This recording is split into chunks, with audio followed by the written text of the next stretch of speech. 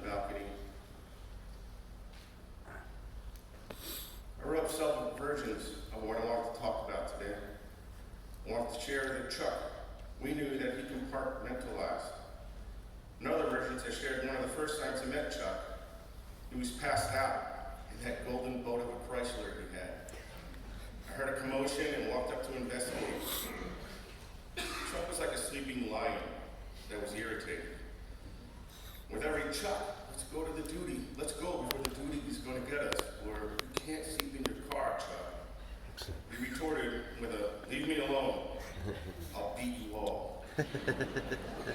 Now, I can't confirm or deny how often Chuck swung his fists, and I wasn't prepared or willing to find out. But I simply walked up to him, and a PG paraphrasing, I simply told him to get up and get in his room. With one eye open, he saw it was me and smiled, and as he got up, he wrote some random lyrics of Welcome to the Jungle, like Guns N' Roses, as we all scurried back to the barracks. Chuck liked his music. As a music aficionado myself, I could relate to that healing sensation when a favorite song comes on and the lyrics can either rip the bottom of your heart out or fill that void that someone left with a harvest of love. The last few days I've taken some time listening to several songs using that outlet that made me think of him. I recalled one time needing some laundry detergent, and I walked past his room. The door was open and Thunder Road was playing. I went to ask him if I could get a scoop of detergent, and he obliged. But while I was telling him that my mom went to high school with Bruce, he held his finger up to his lips to silence my banter because his favorite part was coming on. The big man's saxophone was wailing a wave of warmth and comfort as if God himself was hugging me. Like Chuck, I grew up with two sisters. We didn't have the opportunity to call anyone brother until we joined that brotherhood that we cherish to this day. We don't use that term lightly either. I'm not a Shakespeare guru, but what would I be if I couldn't relate to King Henry's Feast of Crispin speech? We few, we happy few, we band of brothers. For he today that sheds his blood with me shall be my brother. Chuck wasn't blood to me, but for all the blood, sweat, and tears we shed together, it was a bond not even blood could break. Can't even count the amount of times I listened to Kodaline's Brother the last few days, the acoustic sadder version. Oh brother, we'll go deeper than the ink beneath the skin of our tattoos. Though we don't share the same blood, you're my brother, and I love you, and that's the truth. We're living different lives, heaven only knows, if we make it back with all our fingers and our toes. 5 years, 20 years, come back, it will all be the same. The bond these men you see here with me on the balcony resounds from these lyrics. We may not see each other all too often, but when we do make it back, it's like we've never been apart. Inseparable, childlike brothers. There was a time our platoon was re-qualifying in the gas chamber, and Chuck was standing next to me. Our crew played this little game called Hotel Yankee Bravo, or How's Your Nether Regions. The game consisted of asking the said phrase, and before you can even respond or process what was said, you were tapped in the family jewels. Why, do you ask?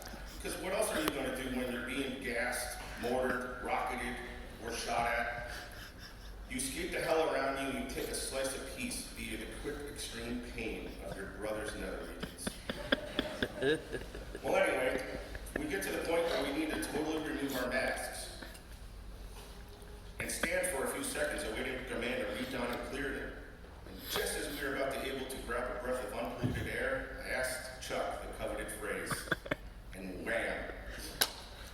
His bowl of sausage and peppers caught the back of my hand, causing him to involuntary gasp. Well, as he coughed, we laughed and coughed. I swiftly caught a right hook to the jaw as concluded our training. What a band of brothers. I struggle a bit to end this way my heart felt compelled to. There were so many songs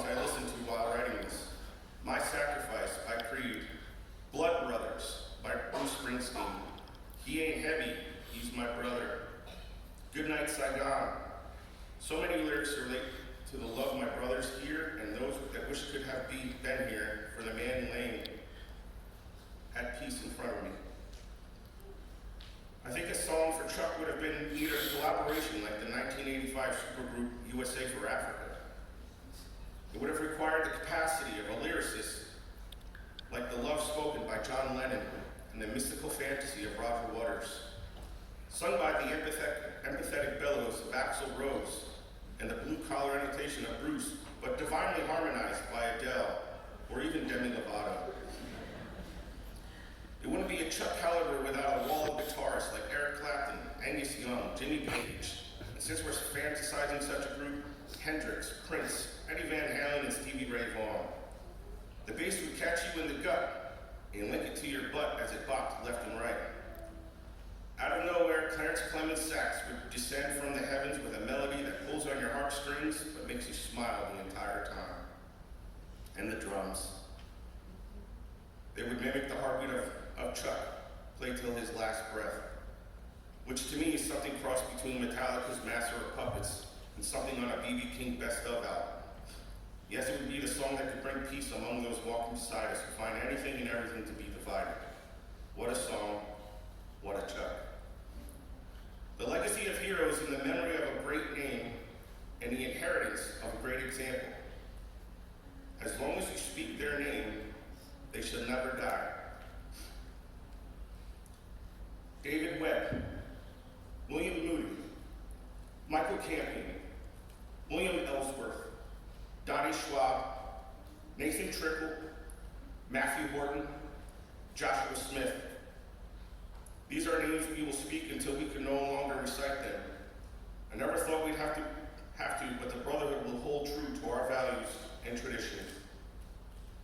Charles J Volkert, Assistant U.S. Attorney, Chief Deputy District Attorney, Captain, U.S. Army National Guard, Corporal, United States Marine Corps, husband, father, son, friend, and brother. All right.